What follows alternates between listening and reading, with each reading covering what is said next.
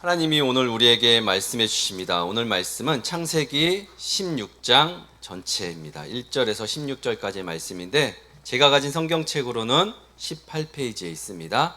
창세기 16장 1절에서 16절까지의 말씀을 한 절씩 교독하도록 하겠습니다. 아브라함의 아내 사레는 출산하지 못하였고 그에게 한 여종이 있으니 애굽 사람이요 이름은 하갈이라.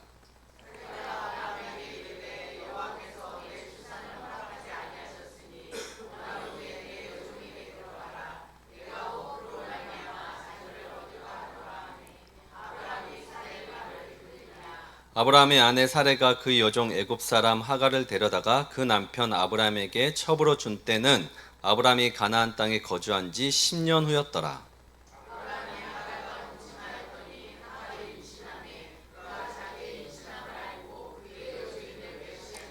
사레가 아브라함에게 이르되 내가 받는 모욕은 당신이 받아야 옳도다. 내가 나의 여종을 당신의 품에 두었거늘 그가 자기의 임신한 것을 알고 나를 멸시하니 당신과 나 사이에 여호와께서 판단하시기를 원하노라.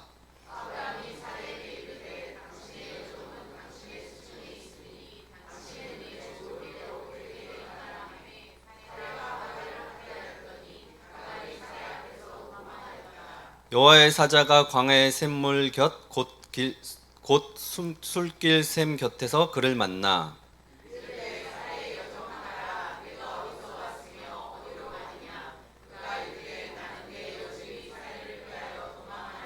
여호와의 사자가 그에게 이르되 내 여주인에게로 돌아가서 그 수하에 복종하라.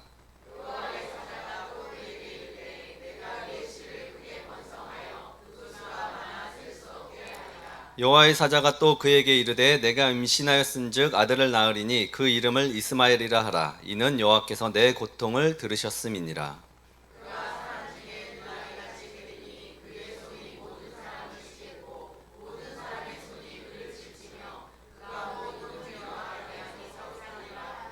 하갈이 자기에게 이르신 여호와의 이름을 나를 살피시는 하나님이라 하였으니 이는 내가 어떻게 여기서 나를 살피시는 하나님을 배웠는고 함이라.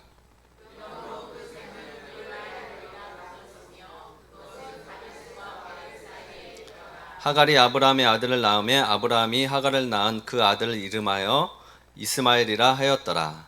하갈이 아브라함에게 이스마엘을 낳았을 때 아브라함이 86세였더라. 이 말씀을 하나님의 말씀으로 받겠습니다. 아멘. 네. 조급함으로 인한 비용이란 제목으로 하나님의 말씀을 나누도록 하겠습니다. 네, 오늘 본문이 꽤 긴데 제가 이렇게 본문을 길게 잡지 않는데 오늘 본문은 어떻게 자를 수가 없이 이렇게 길게 이렇게 묵상하게 되었습니다. 우리 서로 축복할까요? 당신은 소중한 사람입니다. 당신은 소중한 사람입니다. 정말 당신은 소중한 사람입니다. 한 주간도 평안하셨죠? 아멘. 네. 저에게도 매주 새로운 소식들과 새로운 일들이 계속 일어나고 있는 것 같아요. 저희는 지금 사순절 넷째 주일을 보내고 있습니다. 레슨 딥, 덜어내고 깊어지는 40일 보내자고 했는데 40일 동안 저희 어떻게 하기로 했죠? 좀 덜 먹고 덜 생각하고 덜 미워하고 덜 분내고 덜 판단하고 좀 덜 급하게 그렇게 보내자고 노력들 하고 계시죠? 저희가 막 이렇게 체크하면서 저희도 잘하고 계시나 이렇게 체크하면서 선물도 나눠주고 그래야 되나요? 알아서들 잘하고 계시죠? 우리는 비울수록 해탈의 경지에 이르는 것이 아니라 비우면 비울수록 우리 비어있는 자리를 하나님께서 채워주시리라 믿습니다. 반드시 우리의 빈자리를 비운 만큼 하나님 채워주세요. 하나님은 살아계시고 사순절 기간 아브라함을 통해서 계속해서 우리에게 말씀해주고 계십니다. 지난주에 텐트 안에 갇혀있던 아브라함이 텐트 밖으로 나오면서 하늘의 무뼈를 세면서 깨달은 것이 있죠. 자신의 한계, 그리고 하나님께서 어떻게 나를 이곳까지 인도해 주셨는지, 하란을 지나 갈대아우루 애굽을 거쳐서 가나안에 이르기까지 하나님께서 나의 인생 여정 가운데 내가 어떻게 여기까지 올 수 있었지, 그런 직면을 하게 돼요.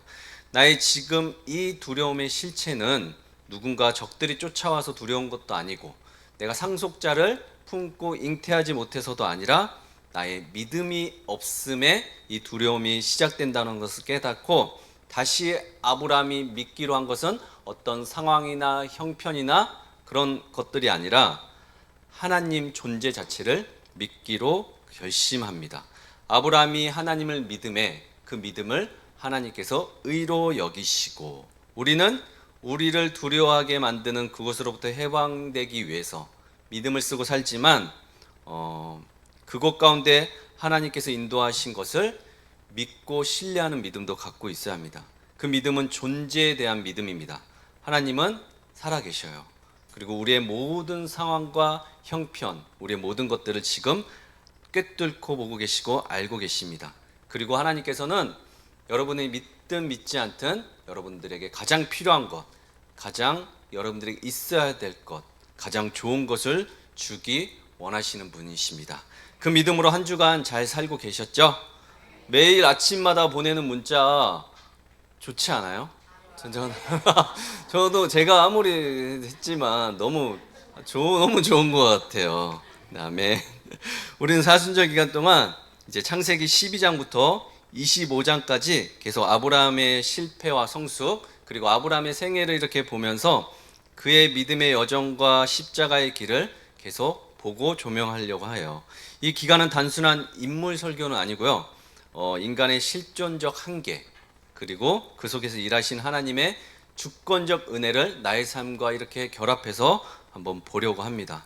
그리고 지난주의 말씀이 하나님의 약속을 하늘의 별을 보듯이 믿음으로 어떻게 바라보았는지 또 이번 주는 바라봤는지 보았다면 이번 주는 하나님의 약속을 기다리다 지쳐 인간이 자신의 방법으로 문제를 해결하려고 할 때 벌어지는 갈등과 그리고 실패와 또 그 아픔과 그런 역경 속에서도 하나님이 어떻게 일하시는지를 드라마틱하게 지금 드러내고 있습니다. 먼저 오늘 본문 1절 말씀을 한번 보도록 하겠습니다. 시작. 아브라함의 아내 사레는 출산하지 못하였고 그에게 한 요종이 있으니 애굽 사람이요 이름은 하갈이라. 아멘. 저 문장 한 절에도 여러 가지 의미를 담고 있어요. 오늘 두 인물이 지금 대조를 이루면서 출발을 하는데 아이를 갖지 못하는 주인과 아이를 가질 수 있는 종이 나오고 성경은 이 두 인물의 대조를 이루면서 이렇게 이야기들을 전개할 때가 많아요. 우리에게 잘 보라는 것이죠. 너가 어디에 속해 있고 하나님이 어떻게 일하시는지를 이렇게 시작부터 좀 섬뜩한 것 같아요. 먼저 지난 시간 아브라함의 삶을 살펴보면 우리의 평온한 일상에서 아브라함을 하나님께 부르세요. 내 고향과 친척과 아버지의 집을 떠나서 하나님께서 보여주신 땅으로 가라고 합니다. 하나님은 아브라함에게 어떤 지도 한 장 주지 않으셨어요. 어떤 나침반도 보내주지 않고 그냥 당신의 말씀만 이렇게 선포하셨어요. 애굽의 기근 속에서 아내를 잃을 뻔한 위기도 있었지만 하나님은 아브라함보다 더 긴장하며 아브라함을 계속 지키시고 인도해 가고 계셨어요. 그리고 결국 풍성한 재물과 함께 애굽에서 그를 이끌어내셨어요. 온몸으로. 재산이 늘어난 조카 롯하고 갈등이 생겼을 때 하나님은 아브라함의 마음속에 무엇을 심어주었냐면 어느 땅을 가든 누구를 만나든 상관없으니 그곳에서 제단만 쌓으면 된다고 가르쳐 주셨어요. 아브라함이 롯에게 좋은 땅이 다 이제 내어주고 척박한 헤브론 산지에서 제단을 쌓고 있을 때 하나님께서 말씀해 주셨습니다. 동서남북 어디든 보아라. 롯이 선택한 그 좁은 땅이 아니라 내 눈이 보이는 곳 그리고 그 이 모든 땅 그리고 너와 내 자손에게 내가 주겠다고 하나님께서 약속하셨습니다. 빈손의 아브라함에게 하나님의 임재를 가득 채워주신 거예요. 그리고 전쟁이 터지고 롯이 잡혀갔을 때 평화롭던 목자 아브라함을 전사로 만들어 롯을 구출해내고 승리 후에 소돔 왕이 전리품을 주겠다고 이렇게 비아냥거릴 때 아브라함이 당당히 거절할 수 있었던 이유는 하나님이 아브라함 마음 중심 가운데 계셨기 때문이에요. 하나님은 자존심을 지킨 아브라함에게 속삭였습니다. 잘했다 아브라함아. 세상이 너를 부욕해 하는 게 아니라 내가 너의 지극히 큰 상급이다. 내 존재 자체가. 그러나 텐트 안에서 여전히 자식이 없어서 아브라함은 어떻게 하죠? 불안해하고 두려워합니다. 아브라함을 이제 하나님은 밖으로 이제 불러내셔서 밤하늘에 별을 세워 보아라. 앞으로 내 자손이 이와 같이 많을 것이다. 흔들리는 믿음을 붙잡아 주기 위해서 아브라함과 기묘한 언약을 이제 체결해요. 하나님은 아브라함 생의 인생 가운데 이렇게 촘촘하게 그때마다 찾아와 주시고 말씀해 주셨어요. 죽을 고비도 넘기게 하셨고 전쟁에서 승리하게 하셨으며 별을 보며 소망 가운데 살게도 해주셨어요. 하나님께서 아브라함은 세상 모든 것을 가진 믿음의 그냥 조상, 믿음의 사람이었어요. 하지만 이 모든 화려한 이력서에도 불구하고 아브라함의 가슴을 짓누르는 결핍, 공허함, 외로움, 지독한 아쉬움이 있었습니다. 그럼 뭐였을까요? 바로 하나님께서 아브라함을 처음 불렀을 때 부르셔서 하셨던 약속, 즉 그를 갈대아 우르에서 이끌어내신 궁극적인 그 소명이 아직 완성되지 않았기 때문이에요. 내가 너로 큰 민족을 이루고 내게 복을 주어 내 이름을 창대하게 하겠다. 아브라함을 갈대아 우르에서 불러내셨던 때 하셨던 말씀이 성취되지 않았어요. 아브라함은 그러면 이것을 어떻게 하고 있을까요? 계속 마음에 담아두고 계속 살아갈 것이에요. 그러나 잘 참고 견뎌내고 잘 살아가더라도 문득문득 저게 떠오르고 생각이 났겠죠. 나는 아직 혼자인데, 내 상속자는 아직 없는데, 그리고 나이는 들어가고 늙어가는데 도대체 하나님께서 나에게 처음 만나 주셨던 때 했던 약속, 그 말씀은 도대체 언제쯤 이루어지나, 이런 것이 계속 찾아왔을 거예요. 그리고 그것이 누구에게 전달돼요? 아내 사라에게 전달되고, 사라는 그것을 누구에게 전달시켜요? 종, 여종 하갈에게까지 이렇게 전달시키죠. 나의 결핍은, 나의 힘든 상황들은, 나의 조급함들은 이렇게 사람들에게 영향을 미치고 전가가 될 수 있습니다. 우리 2절 말씀 함께 읽겠습니다. 시작.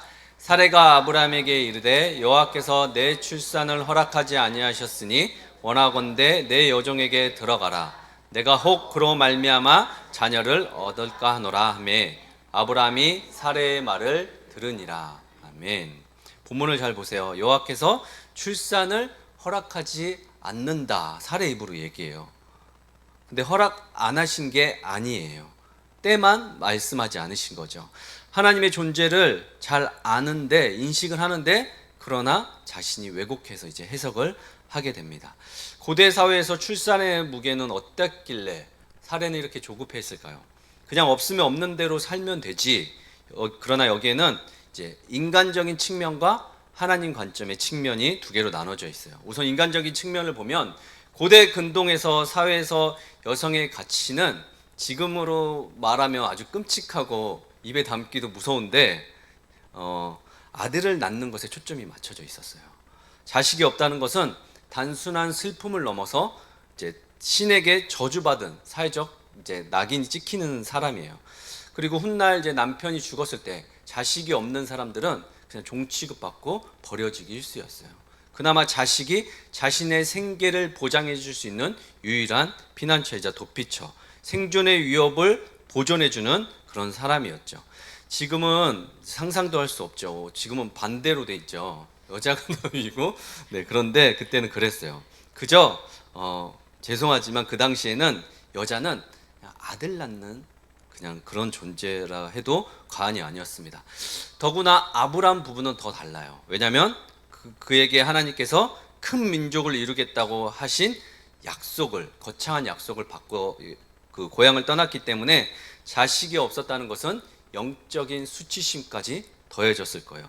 그것이 인간적인 측면이고, 하나님 측면에서는 하나님께서는 아브람과 사레를 통해서 하나님의 계획을 이루어 가시길 원하셨어요. 그래서 사실 창세기 15장 4절에서 하나님은 내 몸에서 날 자가 내 상속자가 될 거라고 이미 15장 4절에서 말씀해 주셨어요. 근데 사레의 몸에서 날 거라는 말씀은 창세기 17장 다음 장 16절에서 이제 가서 이제 드러나게 돼요. 이제 사레에서 사라라는 이름으로 이름이 바뀔 때 이제 그걸 말씀해 주셔요. 그러니까 뭔가 오해한 것 같아요. 아브라함의 씨만 있으면 어떤 방식으로든 상관없구나, 이렇게 사례랑 그렇게 생각했던 것 같아요. 본인들끼리 그렇게 아마 대충 넘어갔던 것 같아요. 그러나 하나님은 아브람을 통해서만도 아니고 사례를 통해서만도 아니고 아브람과 사례가 결합해서 이제 날짜를 하나님께서는 열방에 이렇게 흩어지게 하시려고 계획하고 계셨습니다. 뒤에 그게 누군지 이제 명확히 이제 나오게 되죠. 그러나 본인들끼리 당시에 합법적인 문헌적인 그 관습을 하나님 약속에 끼워 맞히듯이 타협을 한 거예요. 무엇 때문에요? 자신들의 안위 때문에, 자신들의 명분을 이루기 위해서. 지금 이 순간에도 하나님께서 우리 각자에게 계획하시고 각자에게 원하시는 삶이 있어요. 하나님은 그냥 사람들을 태어나게 하시고 그냥 이 자리에 부르지 않으셨을 거예요. 우리는 무엇을 찾아야 되냐면 하나님께서 나에게 주신 소명, 그리고 그 소명의 길을 걸어가며 사명을 완수해 가기를 하나님께서는 반드시 원하고 계세요. 그것을 무엇으로 가르쳐 주실 거냐면 말씀으로 여러분들의 삶을 조명해 주시고 걷게 하실 거예요. 그러니 여기에 있는 모든 사람, 여기에 없더라도 세상의 모든 사람은 그냥 태어난 존재가 아니에요. 하나님의 특별한 계획과 섭리 가운데 하나님의 목적을 가지고 빚어진 사람이고 우리는 그 방향성대로 걸어가야 될 사람들입니다. 근데 하나님의 약속에는 한 가지 아쉬운 것이 있다면 정확한 때가 없어요. 물론 하나님 편에서는 정확한 때가 있겠죠. 그러나 인간은 그 때를 알 수가 없어요. 근데 그 때를 아는 팀들, 사람이 있더라고요. 그거는 우리가 이단이라고 얘기합니다. 정확히 알아요. 하나님의 때를 정확히 맞추고 정확히 알아서 그때라고 얘기해줘요. 근데 그때가 맞아요? 안 맞아요. 다 틀려요. 그러니까 그런 거 믿으시면 안 돼요. 그럼 왜 하나님은 왜 약속도 하시고 계획도 가지고 계신데 정확한 때만 말씀해 주지 않으셨을까요? 그거에 대한 답은 간단해요. 우리가 정확한 때를 가지고 알고 있다면 우리는 아마 이 자리에 나오지 않을 거예요. 하나님을 의지하지 않습니다. 그때가 정확히 분명히 안다면 우리가 간절히 그 기간을 사모하며 기도할 것 같으세요? 아니에요. 어차피 보장되어 있으니까 그렇지 않아요. 하나님께서 그걸 너무 잘 알고 계세요. 하나님이 정한 때를 몰라서도 아니고 바뀔 수 있어서도 아니고 우유부단해서도 절대 아니에요. 그래서 예수님께서도 딱 한 가지 모르는 사실은 이 종말에 관해서 하나님이 언제 오시는 거에 대해서만큼도 그것은 하나님만 아신다고 말씀해 주셨어요. 하나님의 약속이 이루어지는 것보다 더 중요한 것이 있는데 우리가 그 약속을 믿고 믿음으로 그것을 이제 걸어가는 것을 하나님께서 원하세요. 인간을 너무도 잘 아시기 때문에 때를 말씀해 주시지 않으신 거예요. 우리 3절 말씀 함께 읽겠습니다. 시작. 아브라함의 아내 사레가 그 여종 애굽 사람 하갈을 데려다가 그 남편 아브라함에게 첩으로 준 때는 아브라함이 가나안 땅에 거주한 지 10년 후였더라. 아멘. 고대의 첩, 대리모 이제 제도는 당시 사회에서 그렇게 나쁘거나 부도덕한 일이 아니었어요. 본래 부인이 아이를 낳지 못한 경우 자신의 여종을 통해서 남편에게 이렇게 같이 해서 상속자를 낳게 하는 것은 법적으로도 권장되고 보호받는 합법적이고 상식적인 그때의 관습이었어요. 사례는 급하니까 약속이고 뭐고 다 까맣게 있고 그냥 인간적인 방법으로 세상의 방법을 쓴 거죠. 그렇게 자신의 여종을 아브라함에게 이렇게 만나게 합니다. 가나안 거주 10년이 되었다는 거. 아브라함이 75세에 이제 가나안에 들어갔으니까 이제 85세가 된 시점인데 10년을 부각시킨 것은 인간의 한계점을 이야기하고 있는 거예요. 10년이란 긴 시간, 기다림에 이제 인간의 인내심이 충분히 드러나기 시작한 때라는 거죠. 믿음의 끈을 놓치고 결국 열심히 신앙생활하고 열심히 하나님 앞에 예배 드렸지만 그것이 한눈 팔게, 더디게, 힘들게 만든 그 시점, 영적으로 탈진한 시기가 왔다는 것을 이제 상징하고 있는 거예요. 딱 10년만 참고 기다리다고 아마 둘이 이야기했을 것 같아요. 10년이 짧은 시간은 아닙니다. 강산이 변하는 시간이고 생물학적으로는 이미 임신이 이제 끊겨가는 시간이, 완전히 태문이 닫히는 시간이에요. 희망이 점점 사라지고 뼈아픈 시간입니다.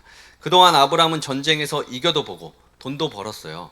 그리고 기적도 여러 가지 체험했어요. 정작 근데 가장 중요한 자식의 문제 앞에, 상속의 문제 앞에서는 하나님의 철저한 침묵을 기다려야만 했습니다. 사랑하는 여러분, 저는 신앙생활을 한마디로 표현한다면 기다림의 연속이라고 말하고 싶어요. 그럼 그 기다림은 언제까지냐고 말하면 끝까지 기한이 없다라고 말하고 싶어요. 신앙생활 하죠. 우리 열심히 신앙생활해요. 열심히 매달리고 있어요. 하나님 앞에. 그것이 우리가 사는 동안 그것이 다 이루어지지 않을지도 몰라요. 세상에 보니까 제가 40대 이제 후반을 향해 가고 있는데 여러 믿음의 선배들을 보니까 열심히 신앙생활하고 열심히 하나님 앞에 나아갔어요. 재단도 열심히 쌓고. 근데 다 고진감래 보고 돌아가시는 거 아니더라고요. 이 약속의 말씀이 성취되는 게 이 땅에서만큼은 아닐 수도 있겠다는 생각이 들어요. 하늘 나라에서 하나님께서 그 영광스러운 그날에 하나님께서 그 약속을 성취해 갈 수도 있어요. 여기 살아있는 사람들이 다 보지 못할 수도 있다고요. 그러나 우리는 추운 겨울이 지나면 새싹이 돋는 봄이 오는 걸 알아요. 봄이 지나고 나면 무더운 여름이 오고, 무더운 여름 장마가 끝나고 무더운 여름이 지나면 이제 서늘한 바람이 불고, 가을에 이제 낙엽이 떨어지고 다시 싸늘한 바람이 불면 겨울이 찾아오는 것을 우리가 알고 있어요. 우리는 계속 그렇게 계절을 기다리듯이 이제 기다림의 연속 가운데 살고 있어요. 교회력도 이 리듬하고 맞춰져 있는 것 같아요. 비슷한 것 같아요. 우리는 지금 예수님의 순환을 기억하며 기다리는 지금 대림절을 보내고 있죠. 이 대림절의 절정이 언제예요? 고난주간. 예수님의 고난이 절정에 달해서 예수님의 십자가에 못 박혀 죽으시고 다시 죽고 끝나는 것이 아니라 부활의 영광, 아침을 맞이하면 또 시간이 지나면 성령님을 초청하고 기다리는 성령 강림절도 기다리고, 또 추수할 때가 되면 추수감사절도 오고, 또 이제 예수님의 다시 오심을 기억하며 기다리는 추운 겨울 대림절도 이렇게 오고 있습니다. 그렇게 우리의 인생 역시 교회력과 마찬가지로 이렇게 기다림의 연속의 시간을 보내게 됩니다. 이렇게 질문할지도 모르겠어요. 끝도 모르는 기다림을 왜 마냥 할 거면 굳이 힘들게 이렇게 신앙생활을 해야 되는 걸까? 이유는 분명합니다. 분명해요. 기다림의 과정과 결과가 우리의 마지막 시간에 완전히 달라지기 때문이에요. 하나님은 우리의 기다림의 여정을 어떻게 보내느냐에 따라 그 기다림의 여정을 가지고 하나님 앞에 서게 될 거예요. 그걸 보고 판단하실 거예요. 성령의 9가지 열매를 보세요. 사랑과 희락과 화평과 자비와 양성과 충성과 온유와 절제, 이 모든 것을 싸매는 완전한 인간의 성숙을 만드는 것은 하나님의 오래 참음이에요. 여러분, 오래 참음으로 번역된 마크로디미아는 뭐랑 결합이 되어 있냐면, 성경에서 마크로다미아는 인간의 동목이기 전에 하나님의 성품이에요. 하나님의 성품을 묘사할 때 가장 많이 쓰입니다. 출애굽기 34장 6절에 노하기를 더디하시고 아브라함이 하갈을 취하며 불신앙으로 갔을 때 하나님이 즉시 심판하지 않고 하나님께서는 13년을 침묵하며 기다려주신 것은 바로 하나님의 마크로다미아예요. 하나님께서 오래 참지 않으셨으면 우리 이 자리에 아마 남아있을 사람 아무도 없을 겁니다. 여러분, 우리의 모든 성품은 하나님의 오래 참음을 닮아가는 그 복제의 과정 가운데 우리가 예배드리고 있는 거예요. 하나님이 우리처럼 조급했다면 우리는 아마 진짜 이 자리에 못 있었을 거예요. 성경 어디에서도 예수님께서는 자신의 조급함을 드러낸 적이 없어요. 철저하게 하나님의 때를 참고 말하지 않고 기다렸습니다. 성도의 신앙 성숙도를 판단하는 척도, 바로미터가 있다면 저는 그가 얼마나 조급하지 않고 얼마나 분내지 않고 얼마나 인내하면서 하나님의 말씀을 잡고 기다리고 있느냐, 저는 그것으로 판단할 수 있을 것 같아요. 오늘 인물도 마찬가지입니다. 자신을 학대하는 사례를 견디는 하갈의 인내, 또 하갈의 멸시를 견뎌내야 했던 사례의 인내, 또 하나님의 약속을 믿고 기다려야 했던 아브라함의 인내, 그리고 이 찌질한 부부의 드라마를 끝까지 지켜보시고 약속을 성취해 나가시는 하나님의 오래 참음이 여기에 있습니다. 이처럼 오래 참음은 나에게 상처 주는 사람들, 나를 힘들게 하고 괴롭게 했던 사람들을 즉각적으로 이렇게 보복하거나 지금의 어려운 상황들을 내 힘으로, 내가 가진 능력으로, 내가 가진 수단과 방법을 가리지 않고 해결하려고 하시는 것이 아니라 심판의 모든 권한을 하나님께 맡기고 그것이 영적 실력이에요. 우리가 하나님을 믿고 이 자리에 모여서 예배드리는 이유 중 하나는 삶의 고난과 하나님의 끝없는 침묵 속에서 우리가 얼마나 오래 참고 인내하고 기다릴 수 있을까 하는 영적인 근력을 지금 키우는 시간입니다. 반대로 우리가 그 시간을 충분히 기다리지 못하고 인간적인 방법으로 자신의 수로 문제를 해결하려고 할 때 그 삶의 무거운 짐들은 고스란히 우리에게 오게 됩니다. 삶에서 겪지 않아도 언젠가는 반드시 내 후손에게까지 영향을 미친다는 것을 반드시 기억하셨으면 좋겠어요. 오늘 본문의 아브라함과 사례가 그랬습니다. 10년의 기다림을 기다리지 못하고 꺼내든 하갈이라는 카드는 히든 카드가 아니었어요. 결국 가정의 파탄과 수천 년의 갈등이 계속 이어져 오는 결과를 낳아요. 조급함이 또 어떤 결과를 가져오는지 우리 창세기 16장 4절에서 6절까지 함께 읽겠습니다. 시작. 아브라함과 하갈과 동참하였더니 하갈이 임신함에 그가 자기의 임신함을 알고 그의 여주인을 멸시한지라. 사레가 아브라함에게 이르되 내가 받는 모욕은 당신이 받아야 옳도다. 내가 나의 요종을 당신의 품에 두었거늘 그가 자기의 임신함을 알고 나를 멸시하니 당신과 나 사이에 여호와께서 판단하시기를 원하노라. 아브라함이 사레에게 이르되 당신의 요종은 당신의 수중에 있으니 당신의 눈에 좋을 대로 그에게 행하라 하매 사레가 하갈을 학대하였더니 하갈이 사레 앞에서 도망하였더라. 아멘. 말씀을 준비하면서 우리 인간사의 가장 큰 비극의 시작은 하갈이 옆에 있음으로부터 시작된다는 생각이 들었어요. 무슨 말이냐면 인간의 방법과 계산, 생각이 먹혀 들어가는 게 가장 위험한 순간일 수도 있겠다 생각이 들어요. 원수 같은 인간들 다 없어지면 좋겠다. 응답이 그대로 이루어지면 아마 옆에 있는 가족들부터 다 남아나지 않겠죠. 네, 반대로 고난은 오히려 멈춤으로 축복일 수도 있습니다. 인간은 목적이 뚜렷하면 그 목적을 이루기 위해서 방법이 굉장히 날카로워지거든요. 인간이 하나님의 때를 기다리지 못하고 자신의 날카로운 계산과 폭력적인 방법을 꺼내 들었을 때 그것이 당장 눈앞에 성공하는 것처럼 보일 때가 있어요. 잘 먹혀 들어갈 수도 있어요. 잘 통할 수도 있습니다. 하지만 그 먹혀 들어간 순간이 비극의 씨앗이 됩니다. 전쟁이 바로 그 극단적인 예예요. 무력으로 상대를 제압하는 인간의 방법이 통하는 순간 수많은 생명들이 피를 흘리고 죽어가게 됩니다. 지금 벌어지고 있는 미국과 이란의 갈등, 그리고 그 전쟁의 포화 속에서 전 세계가 지금 직간접적인 영향과 고통을 받고 있습니다. 당장 우리 피부에 와닿지 않는 먼 나라 이야기 같지만 지금 이 순간에서도 영문도 모른 채 죽어가는 생명들이 많이 있어요. 특히 어린아이들이 죽어가고 있어요. 인간의 탐욕과 정치적인 계산들이 만들어낸 참혹한 대가를 인간이 어떻게 감당해야 될지 모를 거예요. 정말 사람이 제일 무섭다는 탄식이 절로 나옵니다. 전쟁은 이유를 불문하고 전쟁은 하나님께 속한 것이니 반드시 멈춰야 합니다. 요나도 원수 같은 아수르 사람들이 심판받기를 바랬어요. 하나님은 폭풍과 큰 물고기를 동원해서 기어이 요나를 어디로 끌고 가요? 니느웨이로 가게 해요. 근데 니느웨이에 갔을 때 하나님께서 당신의 애끓는 심정을 요나에게 설명해 주는데 뭐라고 말씀하세요? 요나야, 사실 아수르가 멸망받고 심판받아야 되는 건 맞아. 근데 하나님께서는 그곳에 니느웨에 그런 거 아무것도 모르고 살아가는 보호받아야 될 어린아이와 민간인들이 12만 명이야. 그리고 가축들도 상당히 많아. 그러니 내가 그들을 구원해내야 하지 않겠냐. 그것이 나의 심정이야. 나의 마음이야. 생각을 해봐. 그렇게 말씀하세요. 하나님의 시선은 언제나 이념과 국경과 정치적 계산을 넘어 폭력의 희생양이 된 아무것도 모르는 피조물에게 가 있습니다. 여러분, 하갈을 이용해 임신에 성공했을 때 사례는 어땠을까요? 기뻤을 거예요.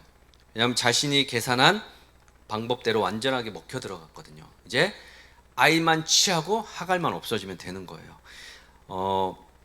하지만 그 성공이 가정의 끔찍한 갈등과 이제 학대의 시작이 되었어요. 지금 세상도 마찬가지죠. 무력과 전쟁이라는 잔인한 방법으로 상대를 굴복시키고 또 힘으로 사람들을 제압하고 남의 것을 착취하며 의기양양한 사람들이 있습니다. 거기까지 가지 않더라도 지금 삶의 곳곳에서 손바닥으로 하늘을 가리며 약자들을 괴롭히는 사람들, 장애인을 함부로 대하는 사람들, 어린아이들을 학대하는 사람들, 당장 하나님 무서운 줄 알고 멈춰야 돼요. 들키지 않고 지속되는 것이 저주일 수가 있습니다. 세상의 방법은 늘 즉각적인 결과를 이렇게 낳아요. 하갈이 바로 임신한 것처럼 바로 가져다줘요. 하지만 그 결과는 평안이 아니라 파괴로 이어졌어요. 요종이 주인을 멸시하는 하극상이 벌어졌고 그 종을 학대하는 악순환이 이제 반복되고 있는데, 하나님의 약속을 끝까지 신뢰하지 못하고 인간적인 방법으로 세상의 제도를 끌어들였을 때 가정도 무너지고 사회도 무너지고 나라는 물론이고 그 영적인 고통이 시작된다는 것을 성경이 오늘 여과없이 고발하고 있어요. 그리고 성경은 아브라함과 사레에서 하갈과 이스마엘로 이제 시선이 옮겨갑니다. 우리 7절에서 10절까지의 말씀 함께 읽겠습니다. 시작. 여호와의 사자가 광야의 샘물 곁 곧 술길 샘 곁에서 그를 만나 이르되 사레의 여종 하갈아 내가 어디서 왔으며 어디로 가느냐. 그가 이르되 나는 내 여주인 사레를 피하여 도망하나이다. 여호와의 사자가 그에게 이르되 내 여주인에게로 돌아가서 그 수하에 복종하라. 여호와의 사자가 또 그에게 이르되 내가 내 씨를 크게 번성하여 그 수가 많아 셀 수 없게 하리라. 아멘. 하갈은 사레의 몸종이었어요. 불쌍한 약자예요. 그녀는 자신의 의지와 상관없이 그냥 주인이 하라는 대로 그 명령에 따라 아브라함과 동침해야만 했던 대리모였어요. 그냥 도구로 쓰인 거예요. 권력자들의 욕망과 조급함 때문에 이용당하고 임신해서 교만해졌다고, 주인에게 대들었다고 그런 이유로 쫓겨나고 학대받았습니다. 고대 사회에서 가장 처절하게 취급받는 비주류이자 억압받는 자의 상징이에요. 하갈의 이름 뜻도 그래요. 그냥 도망자, 이방인, 객이란 뜻으로 쓰여요. 그런 그에게 지금부터 여호와의 사자가 등장하는데 성경에서 처음 등장하는 거예요. 굉장히 파격적이에요. 성경 전체를 통틀어 충격적인 장면이에요. 왜냐하면 성경 역사상 여호와의 사자가 이렇게 최초로 등장한 게 이게 처음이거든요. 하나님의 뜻을 발견하는 첫 번째 자리는 역설적이게도 절망 끝, 벼랑 끝에서 지금 만나는 건데, 하갈이 도망친 술길은 애굽으로 가는 길에 있는 척박한 광야에 있어요. 그럼 어떻게 되겠어요? 임산부가 임신한 몸을 가지고 물도 없고 그런 척박한 술길 광야를 걷고 있다는 것은 어떤 뜻이냐면 죽어가고 있다는 거예요. 누가 발견하지 않으면, 누가 찾아주지 않으면, 누가 이렇게 도움을 주지 않으면 이 임산부는 그냥 죽어가는 거예요. 지금 그런 메마른 광야에 생명의 샘물 끝에서 지금 누가 기다리고 계세요? 하나님께서 기다리고 계셔요. 임신한 몸으로 광야에서 죽을 날만 기다리던 그녀에게 하나님은 뭐라고 말씀하시냐면 아브라함과 똑같은 약속을 하세요. 내 씨로 내 씨를 크게 번성하게 하리라는 거대한 약속을 주시는 거예요. 비주류 중에 비주류였던 여인에게 아브라함과의 같은 언약을 지금 베풀어 주십니다. 그러나 9절에서 하나님은 하갈을 구출해서 자신의 고향 애굽으로 가게 하는 것이 아니라 지금 어디로 가게 하냐면 내 여주인에게로 돌아가서 그 수하에 복종하라고 얘기해요. 이게 상상이 되세요, 여러분? 지금 어디에서 쫓겨나서 어디로 도망치고 있는데 임신한 몸을 가지고 자신의 고향 애굽으로 도망가고 있다가 광야에서 하나님께서 사자를 보내서 만나긴 했는데 하나님께서 뭐라고 얘기하시냐면 다시 돌아가라고 이야기하고 계신 거예요. 사랑하는 여러분, 하나님의 뜻은 현실 도피가 아니에요. 학대받던 그 고통의 자리로 돌아가라고 하실 때가 있어요. 왜일까요? 도망치는 것으로 문제가 끝나지 않기 때문이에요. 해결되지 않아요. 반드시 그곳으로 다시 돌아가서 하나님께서는 그곳 안에서 하나님이 주시는 힘으로 그곳에서 견디고 이겨내고 통과하는 법을, 영적인 근력을 키우길 원하십니다. 그것이 바로 성도가 져야 할 내 십자가, 자기 십자가인지도 모르겠어요. 하나님의 뜻은 언제나 피하는 길이 아니라 십자가를 통과하는 길에 있어요. 죽음을 통과해야지만 우리가 부활을 경험할 수 있듯이 죽음 없는 부활은 절대 없어요.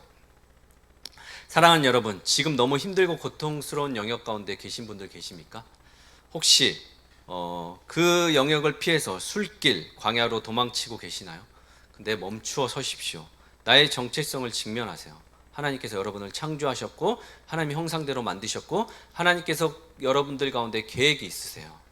그리고 나를 벼랑 끝에서 건져 빼내달라고만, 피하게 해달라고만 기도하지 마시고 그 현실 가운데서 살아갈 수 있는 힘을 주십시오. 사람이 필요하면 사람 보내주십시오. 물질이 필요하면 하나님 물질 주세요. 내가 이곳 안에서 도망치지 않고 견디고 이겨내고 살아갈 수 있을 만큼 하나님의 이름으로 내가 버티고 견뎌내게 하나님께서 도와주십시오. 저 하나님 없이 이곳 안에서 살고 싶지 않습니다. 하나님이 이 일을 행하셨던 행하지 않으셨던 저는 하나님의 방법과 뜻대로 이 상황을 이겨내고 싶습니다. 그렇게 기도하십시오, 여러분. 제가 요새 하는 기도 중에도 하나예요. 하나님, 피하는 게 능사만 아니고 언제까지 피할 수만은 없사오니 하나님 저에게 담대함과 힘을 허락해 주십시오. 이렇게 기도합니다. 그리고 마지막으로 11절에서 16절까지 보시면 눈으로만 한번 같이 보실게요. 하나님은 하갈 그녀의 고통을 아시고 뱃속에 아이의 이름을 지어주세요. 뭐라고 하시냐면 이스마엘이라고 지어주세요. 하나님이 들으셨다라는 의미로 직접 지어주십니다. 그러니까 생각해 봤더니 하갈에게서 난 이스마엘은 그러니까 하갈이 품은 이스마엘은 아브람과 사레가 머리 쓰고 계획해서 임신한 줄 알았는데 알고 봤더니 하나님의 계획과 섭리가 있는 거예요. 하갈 역시 찾아오신 하나님을 엘로이, 나를 살피시는 하나님 그러면서 하나님을 높이고 찬양합니다. 하나님은 아브람과 사레의 이기심 때문에 희생당한 하갈의 억울함을 외면하지 않으셔요. 그녀의 짓밟힌 생명과 인권을 존귀하게 여기시고 그녀의 고통, 신음소리를 들으시며 메마른 광야에 브엘라헤로이라는 생명의 샘을 터뜨려 주셨어요. 이게 뭘까요? 오늘 본문의 주인공은 하갈과 이스마엘일까? 그리고 비주류 2인자들이 그 모진 그곳에서 고통을 겪고 쫓겨나서 하나님을 만났다라는 그런 의미로 말씀을 전하라는 건가? 이렇게 저는 이번 주에 설교를 준비하면서 원고를 2번이나 이렇게 갈아엎었어요. 제가 한 번 쓰면 15페이지를 쓰는데 이 15페이지를 갈아엎고 싶겠어요? 이대로 그냥 하고 싶지?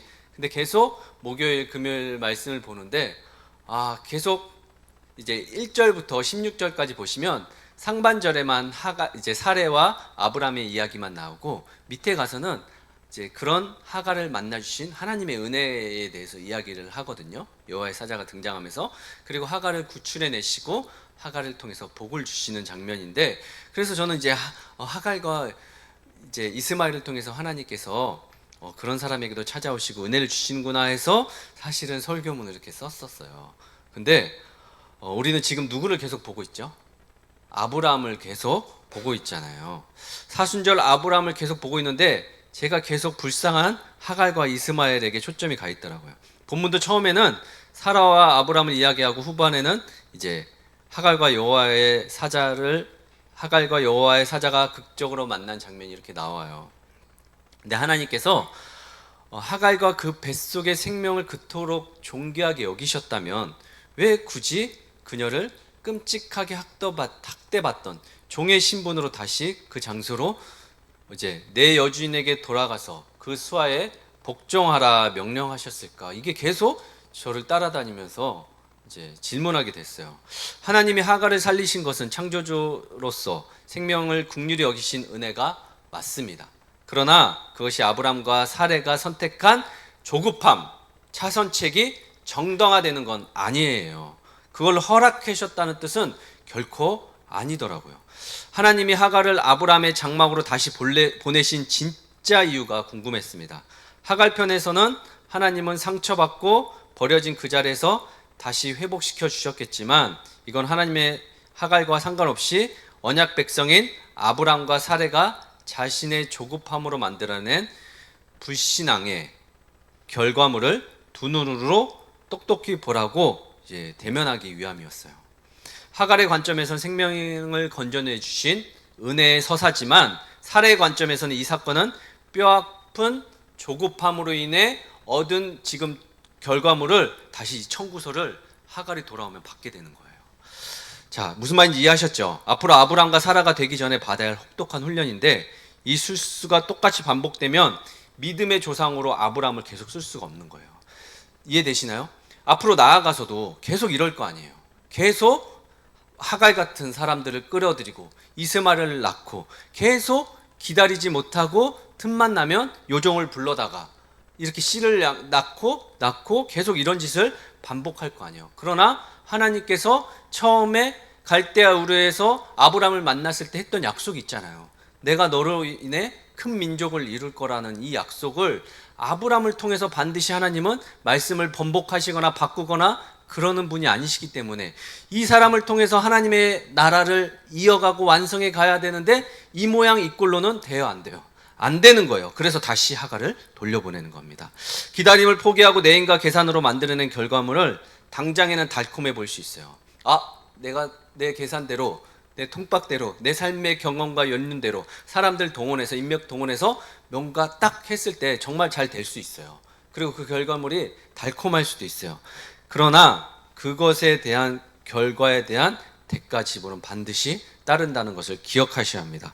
여호와의 사자가 광야에서 하갈을 구해주고 또 하갈이 여호와는 나를 살피시는 하나님이라고 응답하는 분위기 좋은 이제 시간이 있어요. 11절에 보시면 11절 마지막 절에 보시면 내 고통을 들으셨음이니라 이렇게 하갈이 고백하고 13절에는 뭐라고 하냐면 마지막에 하나님을 배없는고 함이라 이렇게 되어 있는데 그 중간에 11절과 13절 사이에 12절 말씀을 함께 읽겠습니다. 시작.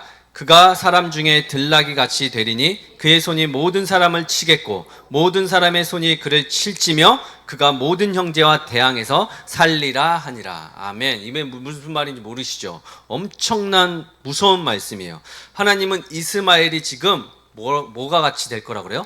들나귀 같이 되리니 모든 형제와 어떻게 하고 살아요? 대항해서 살 거래요. 그렇게 예언하세요.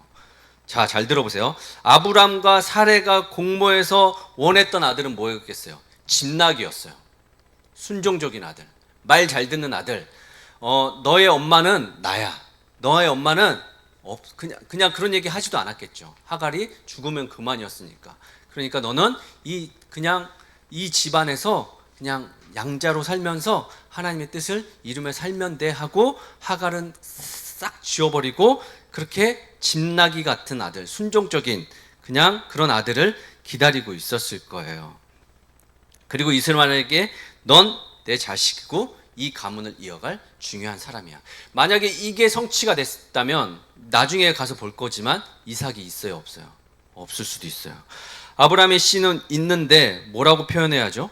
아브라함의 씨가 있는데 사레를 통해서는 안 되고 하갈을 통해서만 지금 된 거잖아요. 그런데 낳고 보니까 이스마엘이 순한 집나귀가 아니고 아주 승질 사납고 정말 승질 더러운 그런 들나귀 같이 되리니 이렇게 나와요. 고대인들에게 들나귀는 절대 길들일 수 없는 동물이에요. 절대 잡을 수 없고요. 광야에서 무리를 짓고 싸납게 대드는 그런 짐승의 대명사였어요.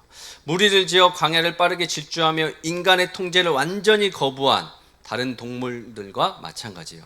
이 들나귀에 대해서 욥기 39장이 자세히 나와 있는데 시간 관계상 넘어가고, 그러니 하갈에게 이스마엘 들나귀는 종으로부터 해방, 압제로부터의 자유를 뜻하지만 아브람 가정 입장에서는 들나귀는 결코 통제되지 않는 야생성, 즉 끝없는 분쟁의 씨앗을 낳은 결과를 얻은 거예요. 왜 하나님께서 불의를 저지른 하갈을 만나주시고 불법적으로 난 이스마엘을 낳게 하셨는지 이제 보이기 시작합니다. 아브람과 사레는 자신들의 결핍을 메우기 위해 하갈을 통제하기 쉬운 도구, 종이니까 그렇게 썼다고 생각했지만, 하지만 그들이 낳은 인간적인 차선책 이스마엘은 평생도록 그 가정에서 그들과 싸우며 대항하며 살아야 되는 가시가 되었던 거예요, 여러분. 인간의 꼼수로 만든 결과물은 결코 진정한 평안을 주지 못한다는 것을 이해하고 있어요. 물론 하갈과 이스마엘을 하나님께서는 축복해 주셨죠. 그들을 저주하진 않으셨어요. 15절에서 아브라함은 하갈이 낳은 아들의 이름을 이스마엘, 메세지라고 부르는 거예요. 하나님이 들으셨다. 하나님이 하갈을 광야에서 살려 보내시지 않으셨다면 아브라함은 자신의 비겁한 과오를 광야의 모래바람 속에 영원히 묻어버렸을 거예요. 아무도 모르는. 하지만 하나님은 하갈을 살렸어요. 그리고 아브라함 눈앞에 다시 데려다 놓아요.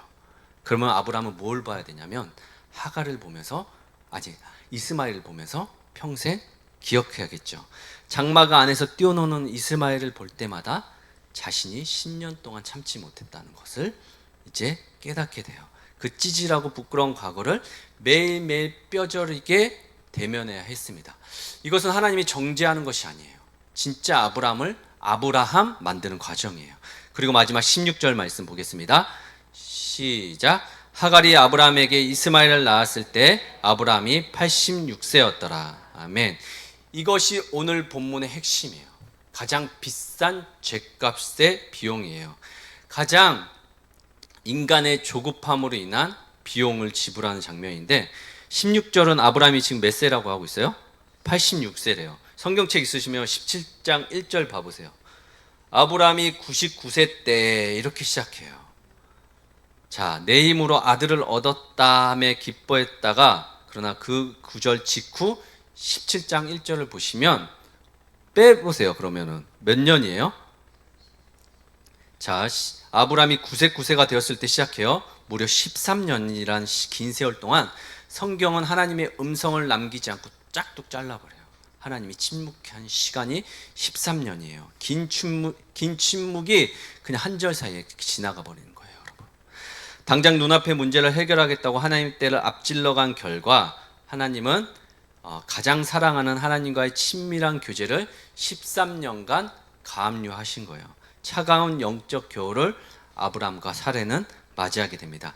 육체적 갈증을 채우려다가 하늘문이 닫힌 거예요, 여러분.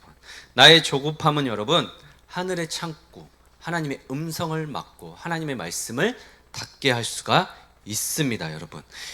이것을 수천 년 뒤 사도 바울은 갈라디아서 4장 22절에서 23절에서 이걸 아주 차갑고 냉정한 신학적 메스로 이렇게 이야기하더라고요. 바울은 하갈이 낳은 이스마엘이 생명으로서 존귀한가 아닌가를 따지지 않아요.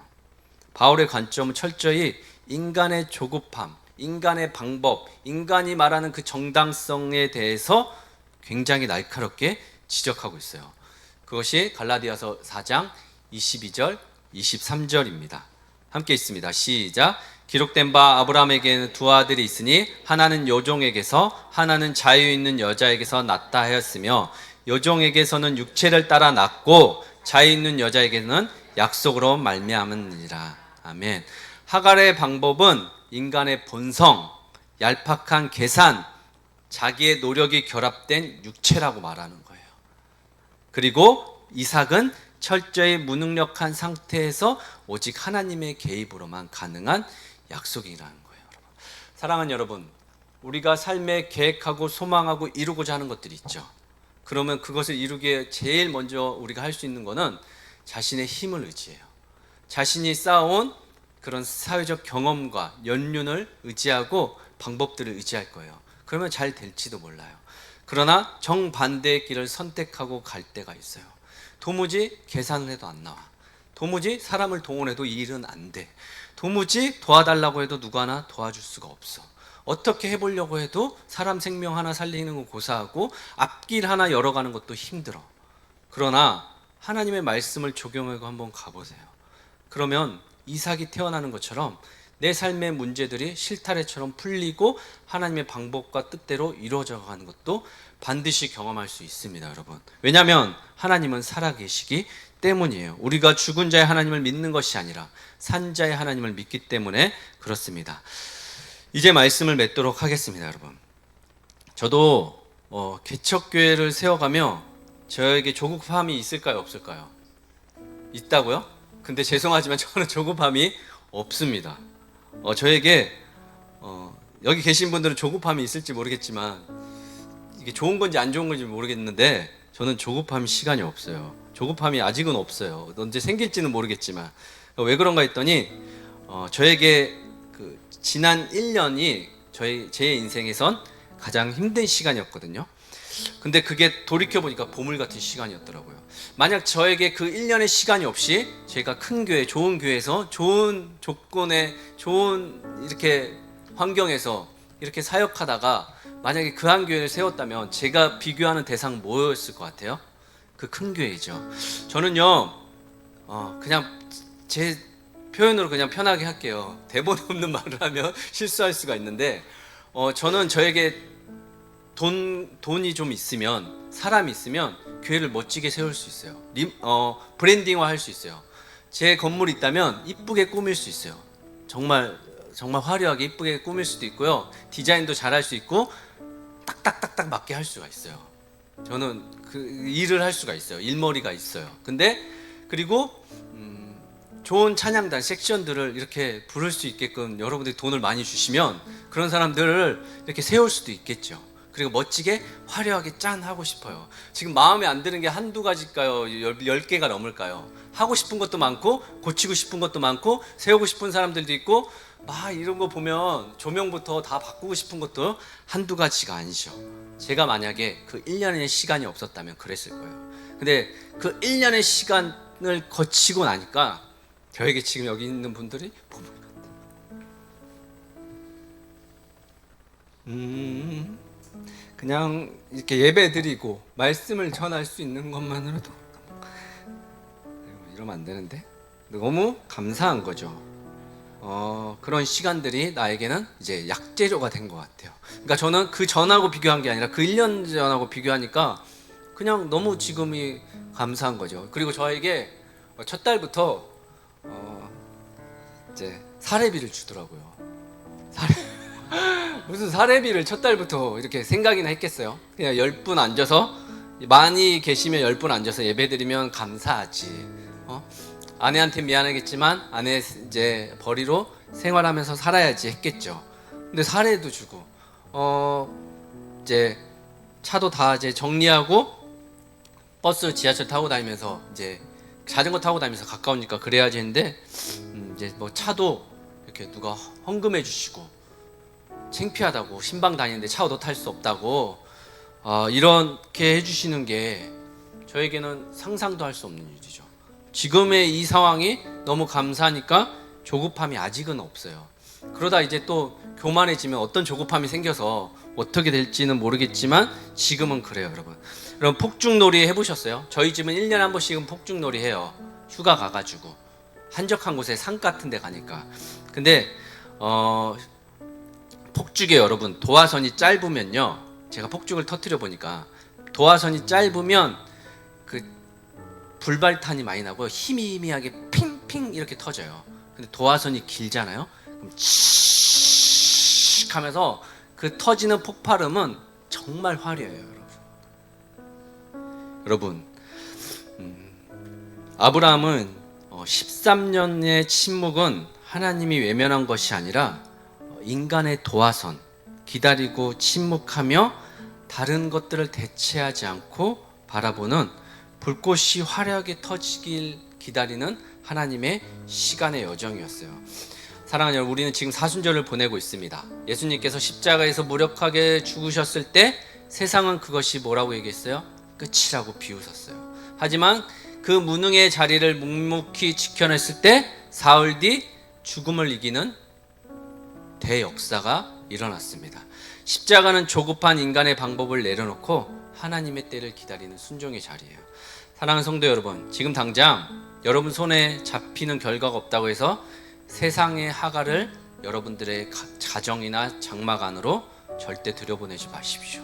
절대 섞지 마세요. 인간의 조급함으로 낳은 이스마엘은 당장은 위로가 될지 모르겠어요. 씨가 없었지만 결국 우리 삶의 뼈아픈 가시가 되어서, 들나귀가 되어서 언제 어떻게 여러분들의 삶을 힘들게 할지 몰라요. 하나님과의 친밀한 대화를 가로막을 뿐이에요. 비록 지금은 메마른 광야 한복판에 서 있는 것 같을지라도 나를 살피시는 하나님의 엘로이의 시선을 신뢰하며 끝까지 우리 기다립시다. 우리의 무능력이 증명되는 그 자리에서 하나님의 전능하심이 비로소 시작됩니다. 조급함의 비용을 지불하는 인생이 아니라 오래 참음의 열매를 맺어 하나님의 때에 약속의 이삭을 품에 품는 저와 여러분들 되시기를 예수님의 이름으로 축복합니다. 우리 같이 나의 영혼이 같이 찬양하고 기도하며 나가도록 하겠습니다. 우리 잠잠히 하나님만 바라봅시다. 나의 영혼이 잠잠히, 나의 영혼이 잠잠히 하나님만 바라며 나의 구원이 그에게서 나는 도다. 나의 영혼아 잠잠히, 나의 영혼아 잠잠히 하나님만 바라라. 나의 소망이 저에게서 나는 도다. 오직 주만이 나의 반석, 나의 구원이시니. 오직 주만이 나의 산석, 내가 요동치 아니하리. 나의 영혼이 간절히, 나의 영혼이 간절히 여호와를 갈망하며 나의 입술이 여호와를 찬양하리. 나의 입술이 여호와를 찬양하리. 나의 영혼이 즐거이, 나의 영혼이 즐거이 여호와를 따르리니. 나의 평생의 여호와를, 나의 평생의 여호와를 송축하리. 오직 주만이 나의 반석, 나의 구원이시니. 오직 주만이 나의 산석, 내가 요동치 아니하리. 오직 주만이 나의 반석, 나의 반석, 나의 구원이시니. 나의 구원이시니. 오직 주만이 나의 산석, 내가 요동치 아니하리. 사랑하는 여러분, 이 시간 여러분들의 입술로 주님, 내 안의 조급함과 나의 여러 계산과 방법들을 내려놓게 하여 주옵소서. 하나님의 약속을 내 힘과 편법으로 도우려 했던 교만을 회개하고 상황에 흔들리지 않고 주변의 일들에 휘치지 않고 하나님 한 분만을 신뢰하며 나아갈 수 있도록 도와주시옵소서. 하나님, 또 침묵의 시간을 견디는 오래 참음의 은혜, 인내를 허락하여 주시옵소서. 당장 결과가 보이지 않는 10년, 13년의 침묵 속에서도 낙심하지 않고 하나님의 때를 기다리는 그 과정 자체가 성령의 열매를 맺는 시간임을 알게 하여 주시옵소서. 이 시간 여러분들의 입술로 같이 기도하도록 하겠습니다. 주님의 이름 한번 부르겠습니다. 주여. 살아계신 아버지 하나님, 이 시간 여기에 모인 성도님들 자신의 삶 가운데 여러 가지 문제들과 어려움을 가지고 이 자리에 나왔을 터인데 하나님 그것을 조급함으로 바꾸지 않게 하여 주옵시고 자신의 힘과 능력으로 해결하려고 하지 아니하고 하나님의 때를 참고 인내하며 기다릴 수 있도록 주님 허락하여 주시옵소서. 하나님 인내하는 것이 어렵고 오래 참는 것이 쉬운 일은 아닙니다. 하나님께서 그때마다 공급해 주셔야 될 힘과 능력이 있습니다. 하나님의 말씀으로 그것들을 이겨낼 수 있게 하시고 하나님의 말씀으로 모든 것들을 새롭게 할 수 있도록 도와주시옵소서. 하나님 참고 인내했을 때 하나님께서 어떤 일들을 행하시는지를 우리 성도님들이 꼭 경험할 수 있도록 삶 가운데 인생 가운데 함께하여 주시옵소서. 주님이 일하실 것을 믿습니다. 주님 어서 오시옵소서. 감사합니다. 주님 예수님의 이름으로 기도했습니다. 살아계신 하나님, 오늘 우리는 아브라함의 삶을 통해 인간의 조급함이 얼마나 큰 대가를 치르게 하는지를 보았습니다. 우리가 내 삶의 결핍을 채우려 하나님보다 앞서 달려갔던 모든 발걸음을 멈추게 하시고 조급함으로 지불해야 할 침묵과 분쟁의 고통이 얼마나 무거운지 깨닫게 하시고 오직 주의 말씀만이 우리의 삶의 유일한 나침판이 되게 하여 주옵소서. 우리 그한교회와 모든 성도가 세상의 방법이 아닌 하나님의 약속을 붙잡고 끝까지 인내하며 삶의 자리에서 꼭 반드시 승리케 하여 주시옵소서. 그렇게 일하실 주님을 믿고 의지하며 살아계신 예수님의 이름으로 기도했습니다. 아멘. 우리 예수님이 가르쳐주신 기도와 축도로 마무리하겠습니다. 하늘에 계신 우리 아버지, 아버지의 이름을 거룩하게 하시며 아버지의 나라가 오게 하시며 아버지의 뜻이 하늘에서와 같이 땅에서도 이루어지게 하소서. 오늘 우리에게 일용할 양식을 주시고 우리가 우리에게 잘못한 사람을 용서하여 준 것 같이 우리 죄를 용서하여 주시고 우리를 시험에 빠지지 않게 하시고 악에서 구하소서. 나라와 권능과 영광이 영원히 아버지의 것입니다. 아멘. 지금은 우리 주 예수 그리스도의 은혜와 하나님의 크신 사랑과 인간의 실수에도 조급한 우리의 마음을 만지시고 오래 참음의 자리로 인도하시는 성령 하나님의 감화 감동 역사 충만하심이 내 힘과 고집을 꺾고 오직 하나님의 때를 기다리며 약속의 길을 걷기로 다짐하는 사랑하는 이곳에 모인 주님의 사람들과 그들의 가정과 일터와 함께하지 못하고 있지만 믿음으로 구원해내고자 하는 우리 주변에 있는 모든 사람들 머리와 전쟁 가운데 있는 그 땅 위에 지금부터 영원토록 함께 하시기를 간절히 축원하옵나이다. 아멘.